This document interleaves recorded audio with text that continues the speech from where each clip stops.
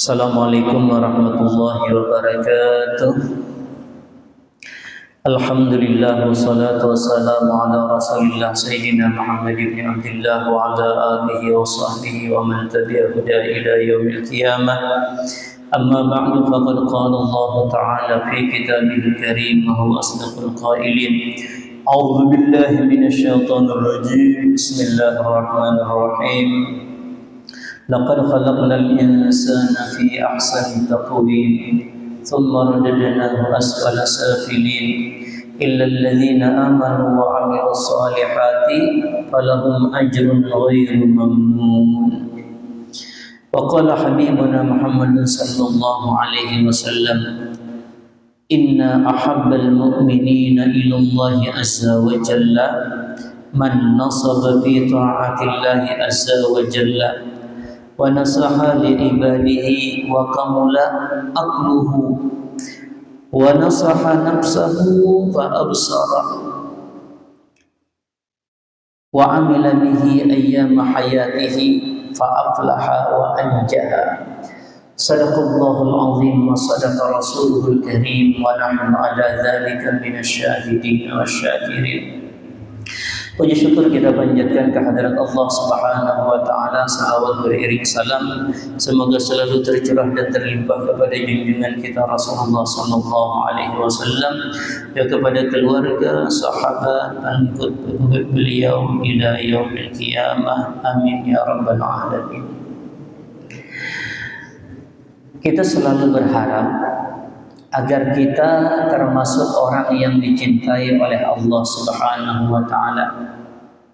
Dan kalau sudah menjadi orang yang dicintai oleh Allah, maka dipastikan kita menjadi orang yang beruntung, orang yang menang, orang yang selamat dari siksaan api neraka. Lalu siapa orang yang dianggap oleh Rasulullah sallallahu alaihi wasallam?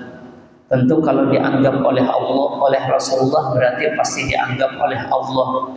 Karena Nabi itu la yantiqu anil hawa wa illa wahyu yuha.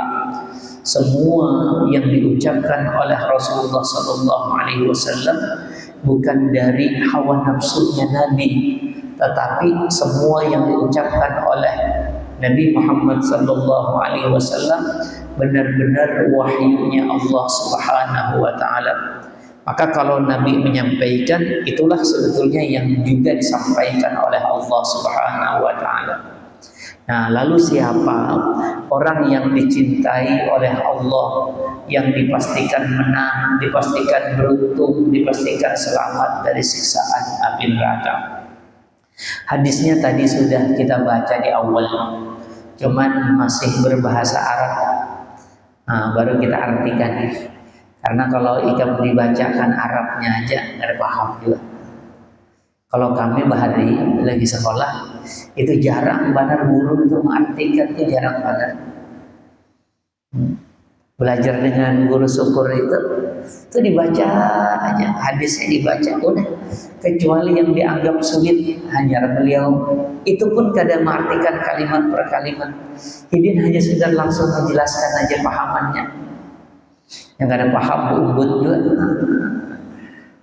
Kalau kita ya karena memang yang belajar di sana itu lagi kami belajar muwatta dahulu. Itu tahulah kawan-kawan di majelis itu. Karena kawan apa kita nyambat, cuman yang semajelis waktu itu termasuk diantaranya guru khatim. Banyak guru-guru kita itu empat nebeng karena yang dilajari kelas atas kedua artian. Jadi kalau guru tuh paham berataan, kita nih peragah paham ya. Dah. Kata Rasulullah sallallahu alaihi wasallam dalam hadisnya, "Inna ahabbal mu'minina ilallahi azza wa jalla." Sesungguhnya yang paling dicintai oleh Allah Subhanahu wa taala dari orang-orang yang beriman. Ya, secara umum orang beriman itu sudah dicintai Tuhan, ya Allah. Kalau Allah kadang mencintai seseorang itu kadang mungkin Allah memberikan nikmat yang paling luar biasa. Apa nikmat yang paling luar biasa? iman itu sendiri. Jadi kalau orang itu sudah diberi iman, itu sudah menjadi orang yang dicintai oleh Allah Subhanahu wa taala. Tapi di sini kalimatnya inna ahabbal mu'minin, sesungguhnya yang paling dicintai dari orang-orang yang beriman ilallah, kepada Allah atau di sisi Allah. Ulangi sekali lagi, kalau orang itu sudah diberi anugerah oleh Allah Subhanahu wa taala iman, itu sudah dapat nikmat yang luar biasa. Macalkah? Itu bahasa Banjar. Nakalkah? Apalagi kadang nakal, itu sudah dicintai oleh Allah Subhanahu wa taala. Minimal orang itu pasti akan masuk ke dalam surga. Minimal orang itu tidak akan kekal di dalam neraka. Itu kan tanda disayangi. Amun masih hukuman itu dihabiskan, artinya ada habisnya, itu masih disayangi. Kalau masih dimasukkan aja ke dalam surga, masih disayangi juga. Tapi kita ada yang seperti itu yang kita harapkan. Yang kita harapkan ini yang cinta yang full. Kita ulang. Inna ahabbal mu'minina, sesungguhnya yang paling dicintai dari orang-orang yang beriman ilallahi azza wa jalla, di sisi Allah Subhanahu wa taala yang maha mulia, man nasaba fi ta'atillah. Yang pertama, orang, arti nasaba itu asalnya menancapkan. Kalau ingin menancapkan itu bekarinah karena lah. Ikam kalau hendak menajam tiang rumah itu kira-kira asal-asalan kan dasar bujur behimat kah? Behimat ya Allah. Amunnya kada behimat roboh kena rumah itu. Jadi di sini dibawa oleh Rasulullah dengan kalimat man nasaba fi ta'atillah, orang yang bujur-bujur menancapkan, bujur-bujur mengusahakan untuk taat kepada Allah Subhanahu wa taala. Jadi ketaatan itu diusahakan, jangan asal-asalan aja.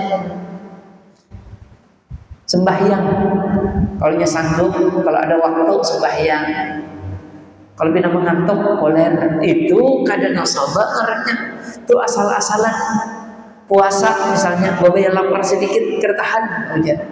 Nasi dingin, ada kan nasi dingin, itu kada mau kayak itu tahani, itu nasabah.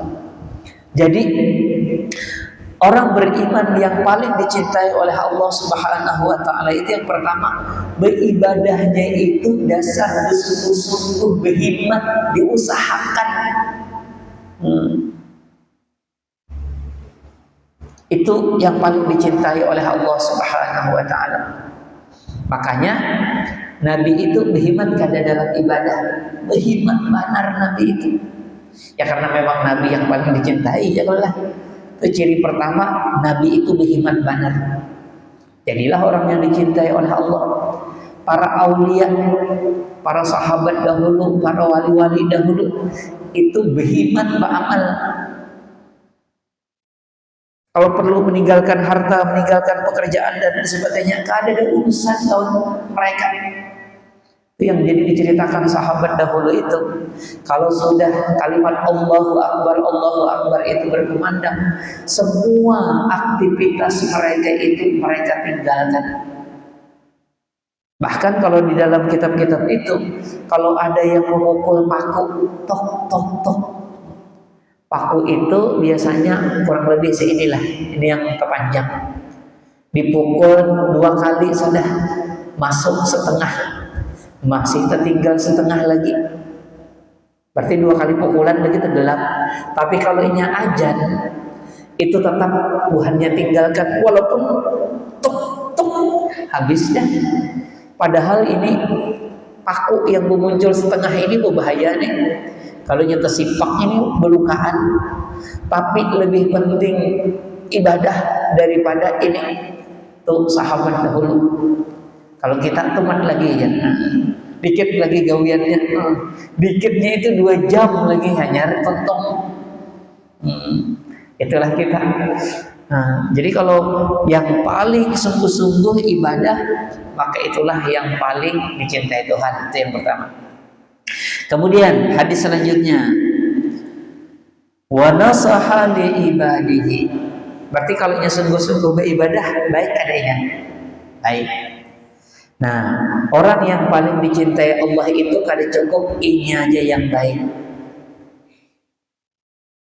Wa nasaha li ibadihi, dia pun menasehati. Nasihat itu artinya menghendaki yang baik. Kan kalau madahi anak itu menghendaki yang buruk atau menghendaki yang baik? Menghendaki yang baik, maka arti nasaha itu menghendaki yang baik. Untuk siapa? Li ibadihi, bagi hamba-hamba Allah yang lain. Jadi kalau ikam hendak menjadi orang yang sangat dicintai oleh Allah Subhanahu wa taala, nanti di ujung hadis ini itu kalimatnya fa'aflaha wa anjaha, maka ini orang yang paling menang, paling beruntung, wa anjaha, dan ini orang yang paling selamat dari siksaan api neraka. Kalau paling beruntung berarti masuk surga. Kalau lah paling selamat dari neraka berarti kada masuk neraka sama sekali. Itu yang tadi jadi karena memang orangnya dicintai oleh Allah Subhanahu wa taala. Jadi kalau hendak beruntung benar dimasukkan Tuhan ke dalam surga, selamat benar tidak sedikit pun kita itu masuk ke dalam neraka, maka yang harus kita lakukan kita jadi orang yang dicintai oleh Allah. Atau kalau ikam menjadi orang yang dicintai oleh Allah, pasti ikam kada pacangan masuk ke dalam neraka, pasti ikam akan masuk ke dalam surga. Tapi kalimatnya di sini fa'aflaha wa anjaha, paling untung, paling selamat kalimatnya, karena di depan juga ahabba. Nah, jadi yang pertama orangnya baik. Kemudian yang kedua tadi wa nasaha li ibadihi, orangnya juga menghendaki kebaikan itu terjadi kepada orang lain. Ikam itu kada cukup ikam aja yang rajin sembahyang, rajin ibadah, rajin pengajian itu kada cukup. Ikam harus, kalau ikam itu yang hendak jadi istimewa, ikam mau usahakan juga kawan ikam tuh rajin sembahyang juga, kawan ikam tuh pemuasa juga, kawan ikam itu duduk juga ke majelis. Membawa iya aja tugasnya. Masalahnya hakun kada hakun itu lain kemampuan kita. Berkali-kali kubacakan Quran, kata Allah, innaka lan tahdi man ahbabta walakinallaha yahdi man yasha. Innaka la tahdi man ahbabta walakinallaha yahdi man yasha. Kamu tidak bisa memberi petunjuk kepada orang yang engkau cintai, tetapi Allah lah yang memberi petunjuk kepada orang yang Allah kehendaki. Berarti tugas kita tetap membawahi masalah orang itu baik atau kada, itu bukan urusan kita. Makanya di sini bukan orang harus baik gara-gara ikam, bukan. Tetapi di sini kalimatnya wa nasaha li ibadihi, kamu berusaha agar orang lain baik juga, usahanya aja. Masalah orang hakunkah jadi orang baik, kadakah? Itu lain, bukan. Kalau seandainya persyaratannya orang harus umpat lawan ikam, jadi kok ada nabi yang kada punya pengikut, ya Allah, nabi kada punya pengikut, itu berarti kada dicintai Tuhan kah? Nabinya sudah berusaha mendakwah orang, cuman orangnya kada mau, ada urusan. Ini yang paling penting kitanya, minimal keluarga kita, yang bahasa Qurannya ku ampusakum wa ahlikum nar. Ikam sembahyang terus, bini ikam kada sembahyang, anak ikam kada sembahyang, itu kada cukup. Ikam harus suruhinya sembahyang, anak bini itu suruhi. Ikam pengajian, inya kada suah pengajian, kada tahu napa-napa, suruhi. Ini ada ustazahnya, jangan kemana-mana, kada boleh tulang majelis taklim. Biasanya bimbingan itu siang. Ada grup bimbingan itu, kalau ikam ini pina anu banget, uruti aku jadi rumah. Oh iya, mun ikam bisa pelajari ada apa-apa ya. Mun ikam tidak bisa pelajari, kalau perlu ikam yang mengantar. Jangan pina Laki lebih utama dimuliakan. Ikam biar pulang ke pengajian itu mun aku kadar ridho ikam berdosa. Pintar benar orang lakinya ini. Bujur ya kayak itu, tapi ikam kurang ajar. Nah, jadi sekali lagi. Orang yang bujur-bujur dicintai oleh Allah Subhanahu wa taala itu selain inya yang beribadah sungguh-sungguh, inya kada cukup inya seorang yang beribadah, tapi inya hendak orang lain juga umpat beribadah. Kayak mana caranya? Ya macam-macam lah. Kalau ikam jadi ustaz, ikam langsung mengajari orang, ngalih-ngalih. Aku ada ustaz juga, mau kada bawain orang aja. Ada juga di HP itu ceramahan orang dikirim, bagus saja tuh. Itu ngarannya kalau niatnya dakwah, iya sudah. Nah, kalau usah memikirkan apa-apa, pokoknya yang bagus itu inya baik. Kemudian inya berusaha agar orang lain juga jadi orang baik. Kemudian wakamula aqluhu. Orang yang paling dicintai oleh Allah Subhanahu wa taala dan pasti akan menjadi orang yang selamat dan pasti akan menjadi orang yang beruntung luar biasa, itu selanjutnya adalah kamula aqluhu, akalnya itu normal. Wajar aku di normal. Kamula itu sempurna akalnya. Makanya orang bubungulan itu jadi kita bilang kurang saon. Ya kan? Nah itu kan normal karena itu kurang saon katanya. Itu jar orang Banjar, tahu orang Bugis atau orang Jawa tahu apa. Pokoknya bila ada pindah kekurangan, bila orang Banjar itu kurang saon. Makanya jar kayak ini jar aja. Nah, tapi yang dimaksud kamula aqluhu ini mungkin tidak sama dengan apa yang kita pikirkan. Kalau kita ditanya, ikam waras, pasti dah nyambat waras. Tapi belum tentu lagi ikam di mata Allah dan Rasulnya sebagai orang waras. Maka yang paling penting ini di mata Allah dan Rasulnya kita diwaras. Nah, lalu kalau dari Nabi, kira-kira orang yang waras, orang yang berakal itu yang bagaimana?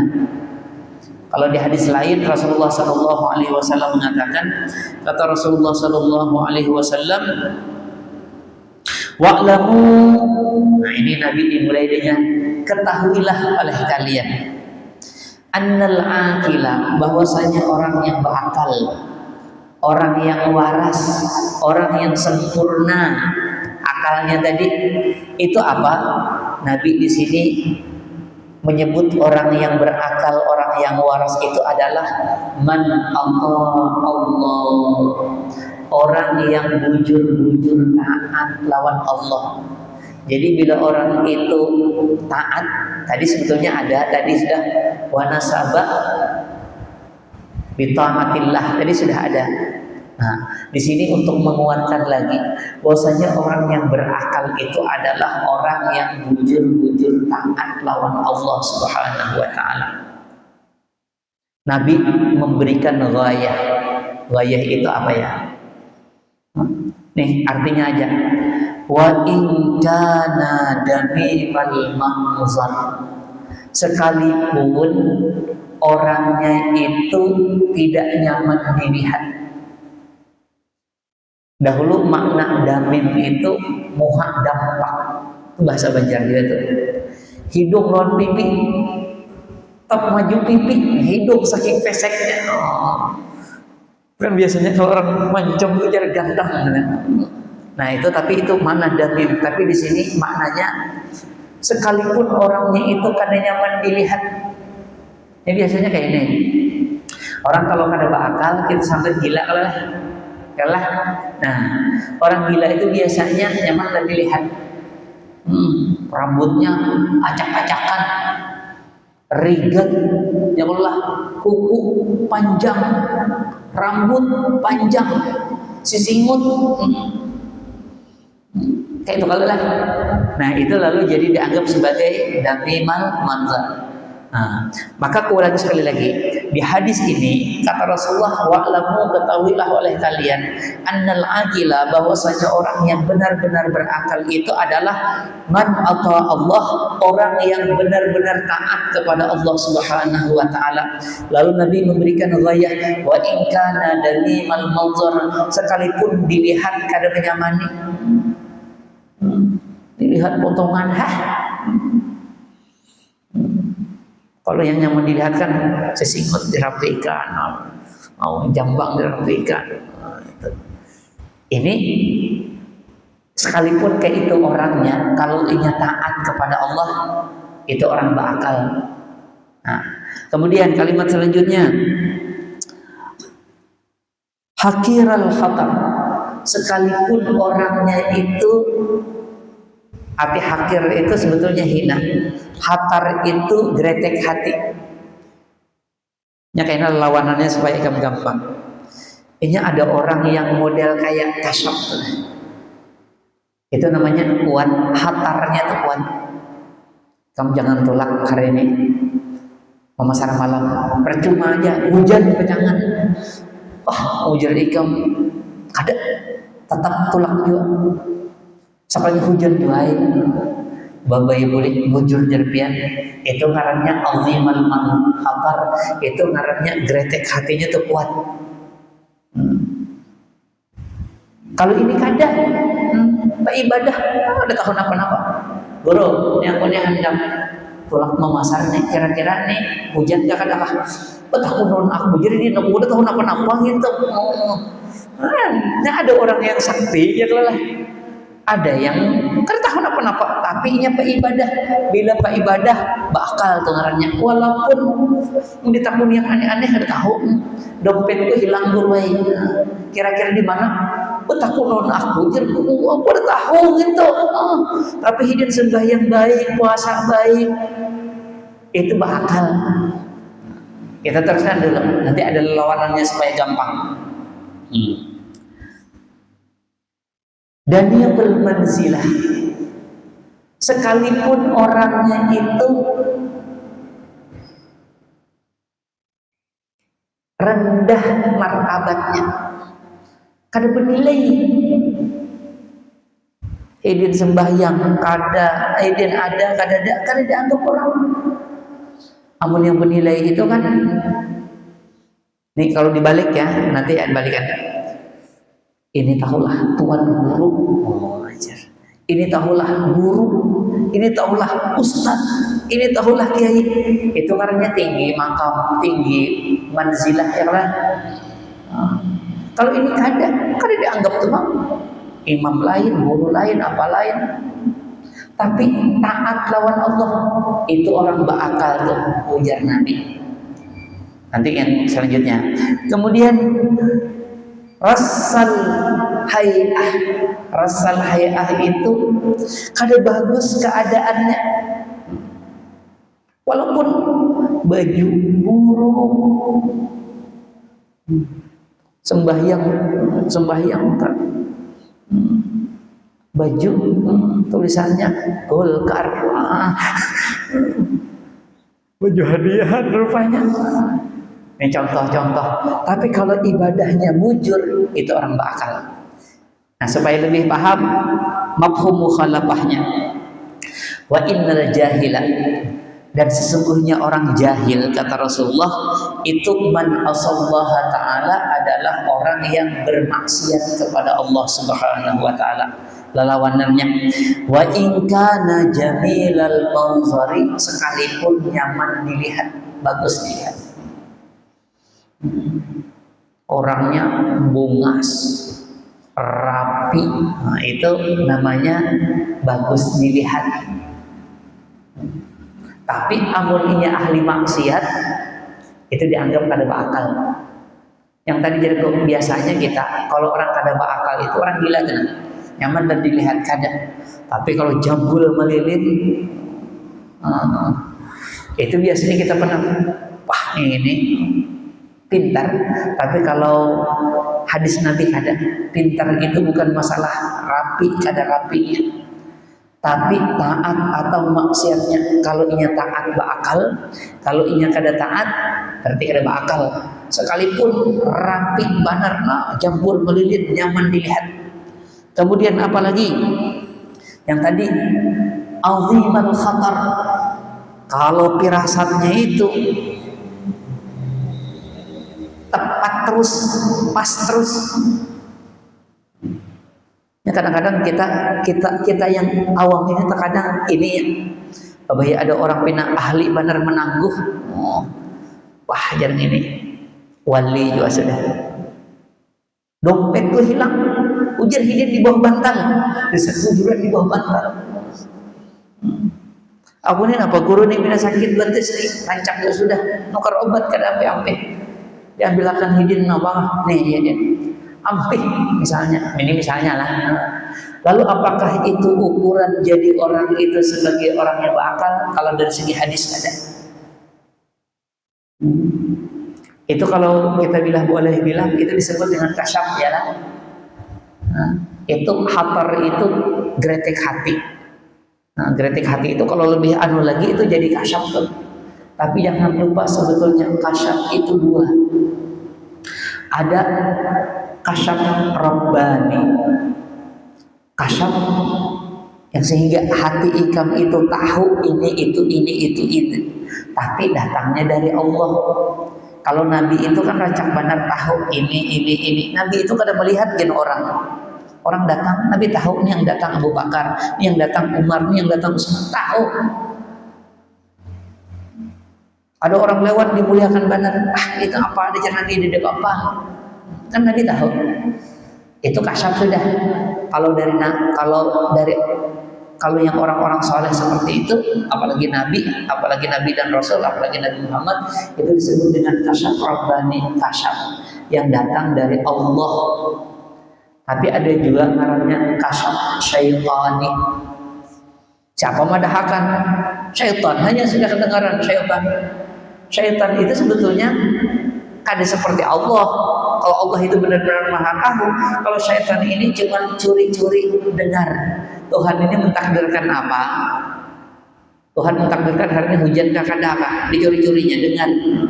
Hanya daripada akan lawan si dukun kalau ngarannya. Itu ngarannya kasyaf. Dasar kujuran hujan yang tadi. Dasar kujuran dompetnya dapat. Nah, kan kalau kita biasanya kalau kita datang beilang lawan orang hebat kayak itu, ujar kita, nah, 3 kali dah aku datang ke situ, bujur terus. Itu ulang sekali lagi, kalau memang orang itu taat kepada Allah, ini dasar bujuran bagus Tapi kalau orang itu ahli maksiat, tidak ada artinya itu kan menunjukkan bahwasanya orang itu pintar di mata Allah dan Rasulnya. Kita teruskan lagi.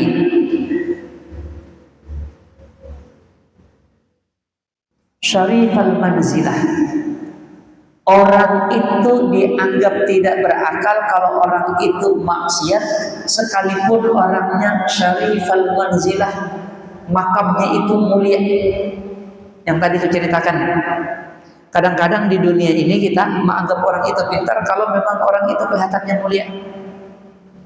Guru, ikam langsung beranggapan pintar ini. Orang aja sealamannya guru. Ada paling kalau dia kiai, tambahnya yang lah muallim. Wah, itu karenanya syarifal manzilah, mulia kedudukannya. Kalau kita kan kayak itu, ini pintar nih. Tapi kalau Nabi mengatakan itu belum tentu menunjukkan orang itu dianggap sebagai orang yang berakal. Biar orang itu tadi kada dianggap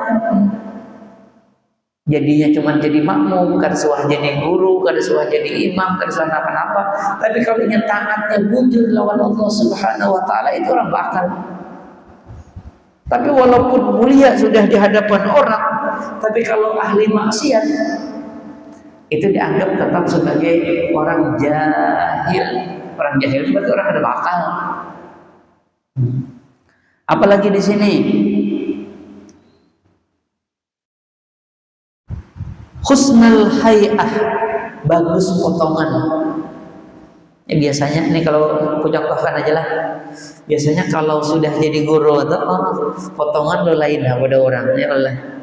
Ini kayak aku nih, baju begamis, jarang-jarang ke pengajian baju lengan handap. Bobolang itu ngarannya bagus, hayah ngarannya. Tapi kalau aku ini ahli maksiat, biar potongan bagus, biar sudah makam tinggi, kalau bersalaman orang-orang cium tangan, orang niau buruk, tapi ahli maksiat, tangkap pajak parai, ujar orang dianggap sebagai orang istimewa, tapi di mata Allah dan Rasulnya sebagai orang yang jahil. Jadi kadang-kadang kita itu melihat potongan luar, pina dicium tangan orang, berpakaian bagus, sebutannya Kiai Haji. Ini pasti lihati orang itu taat kada lawan Allah. Amunnya kada taat, tetap dianggap bungul. Kalau nya taat, nah itu pas deh nih, udah potongannya bagus, taat pula. Nah itu memang, karena memang sebetulnya yang ini nih, yang biasanya nyaman dilihat, ya kalau lah, yang punya kadang-kadang punya, yang tadi azimal khatar, kalau di dalam sini yang punya kasyaf, yang martabat tinggi, yang pakaiannya bagus, itu biasanya memang kita orang alim biasanya. Tapi ternyata bukan itu ukuran alim atau kada. Ukuran alim itu ternyata ahli maksiat atau ahli taat. Kalau ini ahli taat, baru masalah selanjutnya gampang kada gantang kada jadi masalah. Berpakaian bagus kada berpakaian bagus kada jadi masalah. Kasyaf kada jadi masalah. Yang penting taatnya itu.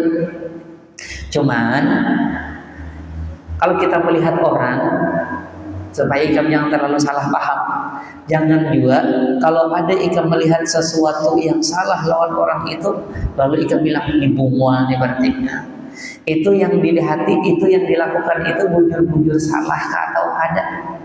Karena kalau di dalam kitab-kitab tasawuf itu, orang-orang sufi itu kadang-kadang bisa memperlihatkan sesuatu yang salah, tapi sebetulnya itu kada salah. Ya kada boleh melakukan kemaksiatan itu walaupun niatnya bagus. Kelihatannya kayak maksiat tapi kada maksiat, itu bisa diperlihatkan oleh orang sufi. Kenapa? Karena orang sufi itu sangat menjaga hati mereka, jangan sampai apapun yang mereka lakukan, ibadah apapun yang mereka lakukan, lalu tujuannya orang. Kalau kita ini terlanjur dihormati banar, itu boleh jadi karena kita kada lagi yang tujuannya Allah, tapi tujuannya sudah karena kehormatan orang. Kita nih mahir jadi imam, namun kita kada datang orang tunggui, lalu kita merasa hebat juga. Amun aku kada datang, ampunnya masjid sudah. Aku itu sempat ditanyai orang, biniku tuh ditanyai oleh murid SD, biniku itu kan mengajar SD. Kata murid SD kepada biniku, disampaikan aku, bu katanya, Masjid Sabilul Salam itu punya suami kita kan, katanya. Dia anggap yang punya masjid. Kenapa? Kata biniku. Itu sejadahnya disiapkan, anunya disiapkan, kalau keluar sendalnya dibalik, katanya. Jadi, nah, kalau kita merasa mulia lalu seperti itu, jadi jangan-jangan sembahyang kita itu karena kemuliaan. Nah itu dahulu kalau orang-orang sufi, mereka itu lalu menampakkan sesuatu yang kelihatannya maksiat padahal bukan maksiat. Misal, kita yang bermazhab Imam Syafi'i itu yang namanya aurat baina surah wa rukbah, ialah antara pusat dan lutut. Itu kalau mazhabnya Imam Syafi'i. Nah, tapi kalau mazhabnya Imam Hanafi yang namanya aurat itu sawatani untuk laki-laki, kemaluan depan dan kemaluan belakang. Jadi sudah pernah mungkin kuceritakan dahulu Gus Dur itu pernah salawar handap. Nah, itu boleh jadi karena mereka karena kadung dianggap wali, lalu menampakkan seolah-olah sesuatu yang melanggar. Tapi ini tidak melanggar kalau mazhabnya Imam Hanafi. Kalau dalam kitab-kitab itu contohnya ada orang yang meletakkan pakaiannya di atas jemuran orang. Babaya ada orang lewat, model pura-pura lihat kiri lihat kanan, jemputnya ya bajunya seorang, hanya bawahnya buka, dia bilang maling ini sekalinya. Padahal ini kada maling, kalau mengambil baju orang bujuran itu berdosa. Ini bajunya seorang tapi menampakkan kayak maling. Ujar orang hendak lagi mencium tangan dong itu maling sekalinya. Nah, dan itu memang disengaja kalau para sufi-sufi itu. Ada lagi contoh lain, botol minuman. Kalau kita sekarang minuman beralkohol itu berbintang misalnya. Nah, jadi botol minuman diambil hidin botol minuman itu, dibasuh hidin. Enggak dibasuh kada boleh, karena khamar itu najis. Nah, kalau langsung dibuat di banyu najis kena. Dibasuh hidin, tapi capnya tetap utuh. Hanya dibuatin teh, duduk di pos. Biar ada orang lewat minum. Biar kelihatan orang acap nyimpan ke dalam kantong, seolah-olah mabuk, seolah-olah menyembunyikan. Wah, ya orang kira aku wali, sengaja wala. Dan hidin dasar hendak dianggap sebagai wala. Supaya apa? Supaya orang jangan menghormati. Karena kalau dihormati, siapa tahu tujuan ibadah ini hendak dihormati orang, bukan lagi karena Allah. Nah, itu yang jadi tetap aja yang namanya maksiat itu, ini maksiat yang bujur-bujur. Nah, kalau yang maksiat yang model seperti ini bukan sebuah kemaksiatan. Nah, jadi ulangi sekali lagi, kita ini rancang ketipu. Ketipu itu artinya apa? Orang jeruk kalau rapi, kalau kita wah ini supaya berpotongan janggut ada macam-macam lah ya, tuan guru. Kemudian apa lagi? Kiawannya sudah buruk. Kemudian apa lagi? Yang di sini pakaian bagus, itu udah lengkap. Nah, kita kadang-kadang terfokus ke situ aja. Padahal kalau Nabi kada terfokus ke situ. Ulangi sekali lagi, ahli maksiat tahu kada. Nah, Nabi masih menyambung lagi, fasihan, sekalipun orangnya itu fasih. Kalau membaca Quran terguring-guring ikam saking merdunya, misalnya fasih banget. Apalagi natukan, sekalipun orang itu kalau ia berbicara mantap banget, tak nangis kalau hidup ceramah. Tapi kalau orang yang ahli maksiat, maka itu dianggap orang yang tidak berakal. Itu kalau di hadis ini. Tapi kalau orangnya, ulangi sekali lagi, soleh, dilihat nyaman, di kiau dasar memang tuan guru, muridnya di mana-mana, pakaian hidin bagus, bacaan hidin palseh, pandiran hidin nyaman didengar, nyaman dipaham, meresap ke dalam hati, dan memang taat, itu memang sudah ini. Tuh yang kita bicarakan kalau nyata balik. Potongannya sudah pas banget, tapi hobinya maksiat. Apa hobi maksiat? Kalau tuan guru kemungkinan besar kada maksiat yang pemabukan kada. Tuan guru kada mungkin bermaksiatnya berjudi. Mungkin kalau tuan guru itu bermaksiatnya itu apa? Kada ikhlas. Itu yang paling memungkinkan. Makanya ini bab kita kan bab tentang mana ulama dunia, mana ulama akhirah kan kayak itu. Nah, kalau ada orang kada ikhlas, hendak duit aja, yang di minggu yang lalu sudah kita baca. Watlu alaihim naba'al ladzi atainahu ayatina fansalaha minha fa'atba'ahu syaitan fakana minal ghawin walau syi'na la rafa'nahu biha walakinnahu akhlada ilal ardh. Tanda ulama itu buruk itu kalau walakinnahu akhlada ilal ardh, dia lebih condong terhadap dunia. Pahala disiapkan Tuhan, balasan disiapkan Tuhan berupa surga, tapi dia lebih memilih dunia yang tidak bernilai sama sekali di mata Allah Subhanahu wa taala.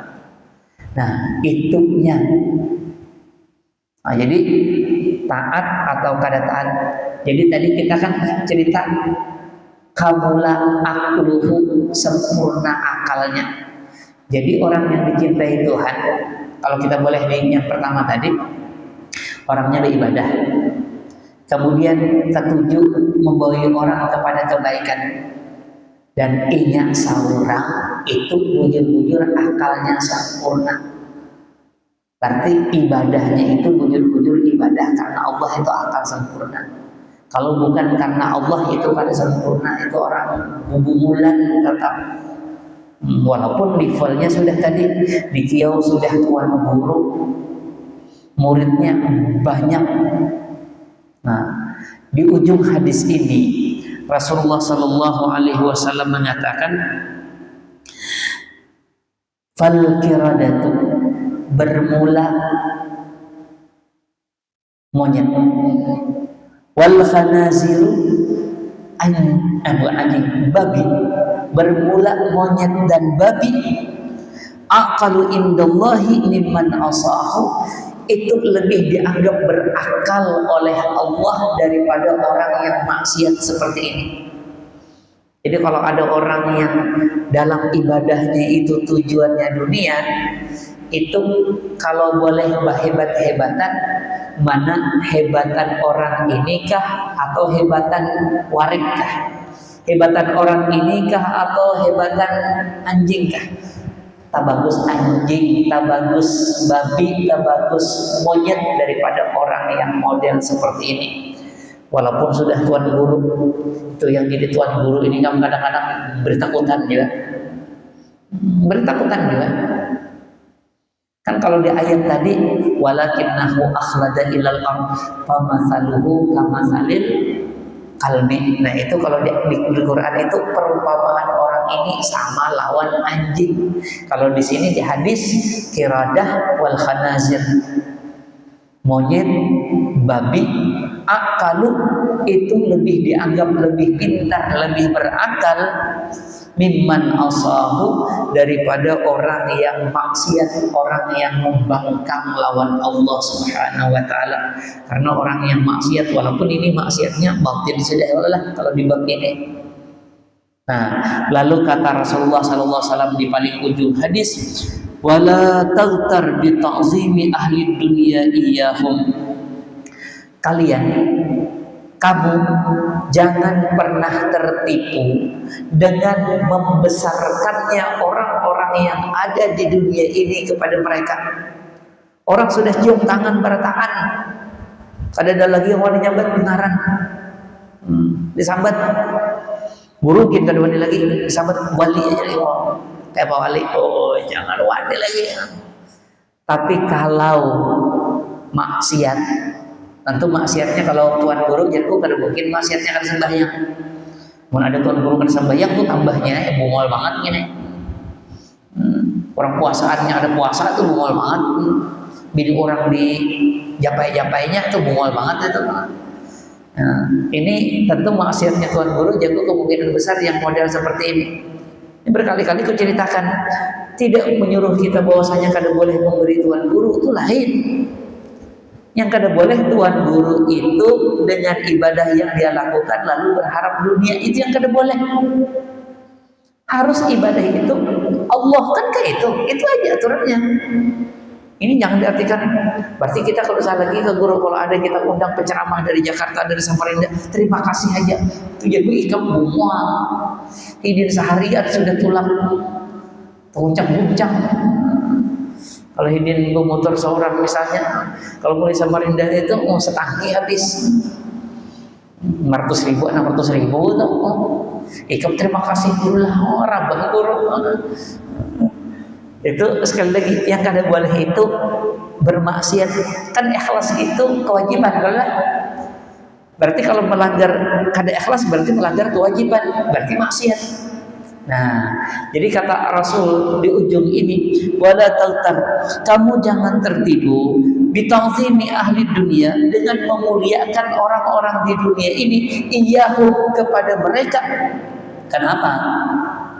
Kata Rasulullah, fa innahum minal khasirin, karena mereka ini termasuk orang-orang yang rugi. Yang berkali-kali aku ceritakan, hukum itu sama. Jadi kadang dengan sebab misalnya aku ini pintar, aku ini guru, aku ini, lalu hukum itu berbeda, ada sama. Ikhlas seberataan sama, yang guru, yang kada guru sama. Ya Allah, sembahyang sama, yang guru, yang kada guru tetap sama pada wajib sembahyang, kada ada yang boleh kada sembahyang. Maka sebetulnya semakin orang itu hebat, maka biasanya kalau semakin berat iya, kalau semakin ringan tidak. Makanya orang-orang dahulu kalau orangnya itu levelnya kelas atas, itu yang mereka kerjakan itu biasanya jauh lebih berat daripada yang orang biasa kerjakan. Orang biasanya kerjaannya cuma apa? Kerjaannya misalnya cuma sembahyang 5 waktu. Kalau orang yang levelnya tinggi, itu yang sunnah-sunnah itu mereka anggap wajib. Mereka anggap untuk diri mereka sendiri. Mendoa wajibkah? Mendoa seolah-olah wajib, kada boleh ketinggalan. Kalau kita kan bahan-bahan aja. Nah, kalau pindah lapang benar, pindah apakah? Mendoa, menahajud itu juga. Kalau orang dahulu itu menahajud itu kayak wajib. Yang kelas-kelas atas itu wajib. Tuh kalau manakibnya Abah Guru Pamangkin, yang Abah Muhtar ini nah diantaranya, beliau itu orang yang kadang mau meninggalkan sembahyang malam, baik dalam keadaan mukim ataupun dalam keadaan musafir. Kalau kita lagi musafir yang 4 aja kita jamak, ya Allah, supaya apa? Supaya ringan. Ujar anak kok, kita sembahyangan di jalan aja, jangan di rumah. Kenapa? Kalau di rumah 4 ya, kalau di jalan 2 aja. Itu hendak ringan, mau menahajud jauh harapannya, anak mau ambil rukhsah terus, memang boleh hukumnya. Tapi kalau abah pengasuh itu jangan baik musafir ataupun mukim sudah pasti kada mau meninggalkan sembahyang tahajud. Itu kenapa? Ya karena memang semakin tinggi makam orang maka semakin berhemat beribadah. Kadada semakin tinggi makam lalu kada beribadah lagi. Ayo sembahyang guru, bukan ikam yang sembahyang, aku harus sembahyang lagi. Kenapa? Biar guru nak kada puasa, ikam yang wajib puasa, aku ini udah puasa siang malam, jadi dia hati itu lain pada orang itu bisanya. Itu tetap asal tadi maksiat kepada Allah Subhanahu Wa Taala. Maka aku ulangi sekali lagi, orang-orang dahulu itu semakin tinggi makamnya maka semakin semangat dalam ibadahnya itu. Yang orang lain kada wajib, Nabi wajib. Itu kan Nabi itu sembahyang malam, yang hatta tawaramat kadamahu. Itu orang dahulu. Diikuti juga orang yang soleh-soleh badan. Kalau kita kan soleh-solehan aja nih. Kadang-kadang soleh, kadang-kadang salah. Nah, dahulu Imam Abu Hanifah itu punya murid namanya Imam Asy-Syaibani. Ditakoni Imam Syaibani ini, guru, kalau ada orang sembahyang kada ingat rakaat saya Pak Guru, ini jerhidin menurut ikam kah? Menurut aku lah. Kalau menurut kami kayak Pak Guru. Kalau untuk menurut buhan-buhan ikam, kalau ada orang sembahyang kada ingat rakaat, itu kira-kira berapa yang yakin? 2 kah? Aku ini sudah sembahyang 3 kah? Maka ambil yang 2 karena 2 itu yang yakin. Berarti kalau nya sembahyang isya tambahi 2 lagi. Walaupun bobe ikam sembahyang digawil kawan. Sembahyang apa tadi ya? Sembahyang isya. Kenapa nak 7 rakaat? 7 rakaat sekali. Ada tahu yang penting ingatan ikam. Nah, itu kalau menurut ikam aturannya seperti itu. Lumrahlah manusia ini kada ingat rakaat. Ya Allah, aku gin rancak juga. Lagi jadi imam gin rancak juga. Ada tahu, memang kelas bawah.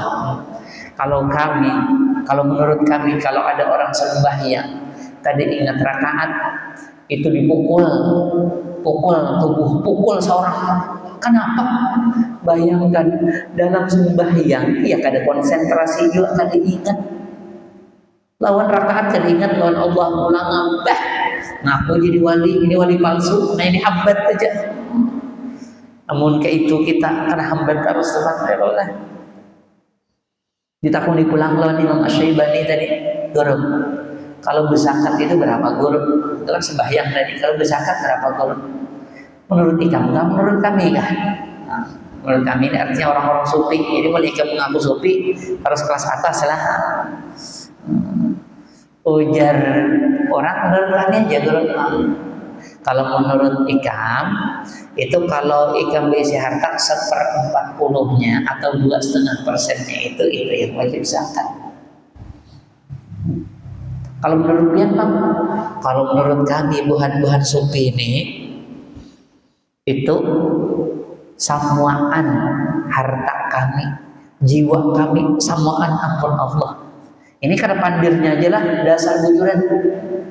Kalau kita kau pandir, hartaku ini semuanya milik Allah. Jar kawan minta pong 1 juta, nyaman yang itu 1 juta. Itu berarti ampun ikam. Kalau ampun Allah, jangankan 1 juta, 10 juta gitu bari. Itu Nabi itu kayak itu. Sudah mengisahkan di manakah rumahnya ada orang minta kambing seekor. Kambing ini ada pang 50. Minta kambing seekor. Jar Nabi jangan seekor. Ini bawa ke 50-nya bawa kulit.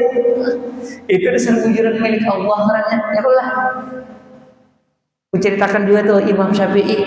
Imam Syafi'i pulang dari San'a, Yaman. Di Yaman. Bulik menuju ke Mekah. Belum sampai di Mekah bangun kemah.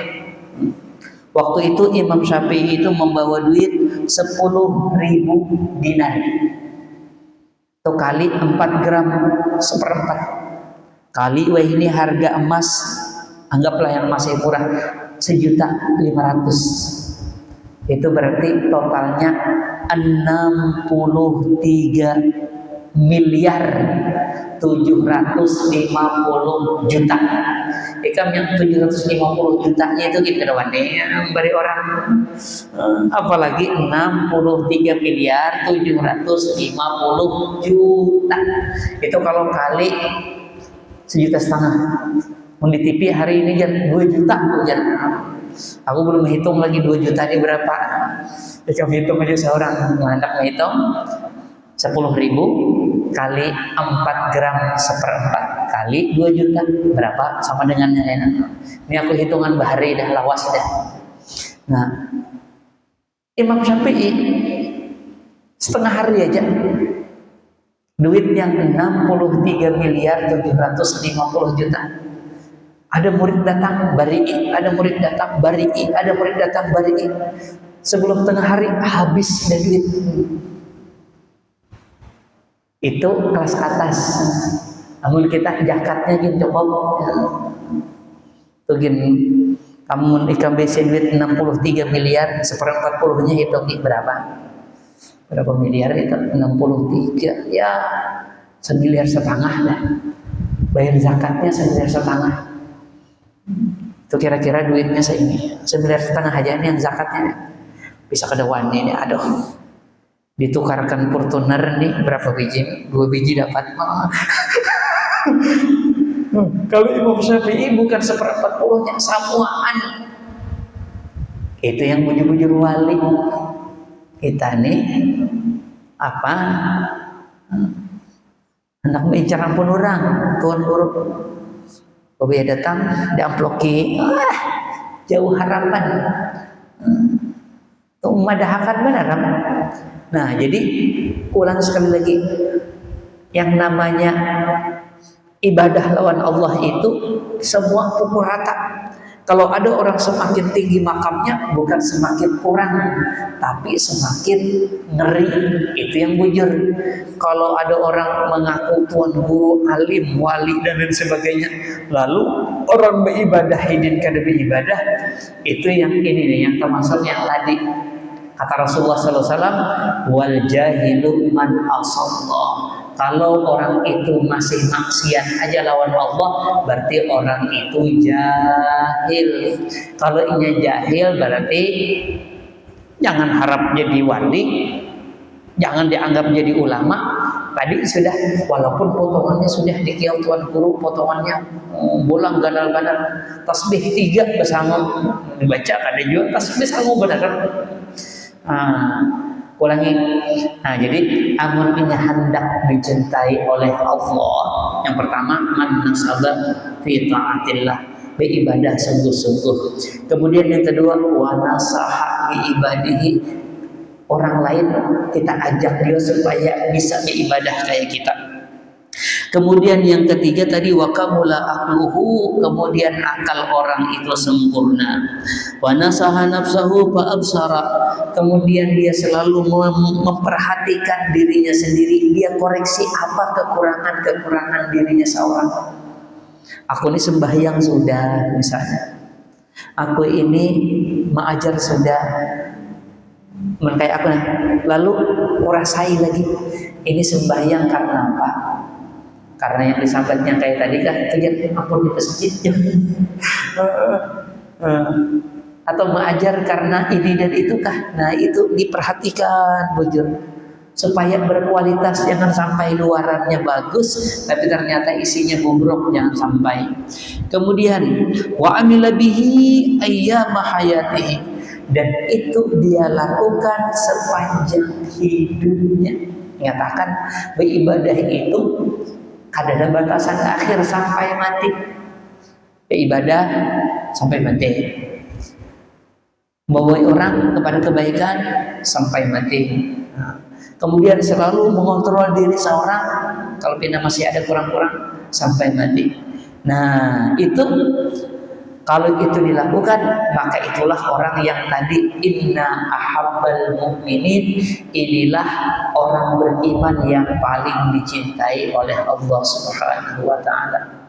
Dan ditutup hadis ini dengan fa'aflaha wa anjaha. Itu paknya itu akan kepada inna ahabba, inna ablahal mu'minin, inna anjahal mu'minin kalau bahasa anunya. Nah, ini atapnya ke belakang, paling dicintai oleh Allah, paling beruntung, paling selamat. Maka mudah-mudahan kita kawa beribadah, kita kawa membawa orang supaya baik juga. Nah, kita jaga kualitas ibadah itu dan keikhlasannya dijaga, kita koreksi masih kekurangan-kekurangan, karena ada mungkin kita itu sempurna, pasti ada khilaf-khilafnya. Nah, maka semakin sempurna, maka semakin dicintai oleh ini yang baru, cinta yang bujuran. Mudah-mudahan sekali lagi Allah Subhanahu wa taala memberi taufik kepada kita semua. Salihillah, mohon maaf. Assalamualaikum warahmatullahi wabarakatuh. Amin ya Allah rabbal alamin. Bismillahirrahmanirrahim. Alhamdulillahi rabbil alamin. Wassalatu wassalamu ala asyrafil anbiya wal mursalin sayyidina maulana Muhammadin wa ala alihi washabbihi ajmain. اللهم إنا نسألك فهم النبيين وحفظ المرسلين. اللهم أغننا بالعلم وزينا بالحلم وأكرمنا بالتقوى وجملنا بالعافية. اللهم ارزقنا الإخلاص بطلب العلم ونشر بجميع طاعات برحمتك يا أرحم الراحمين. صلى الله على سيدنا محمد النبي وعلى آله وصحبه وسلم. الحمد لله رب العالمين.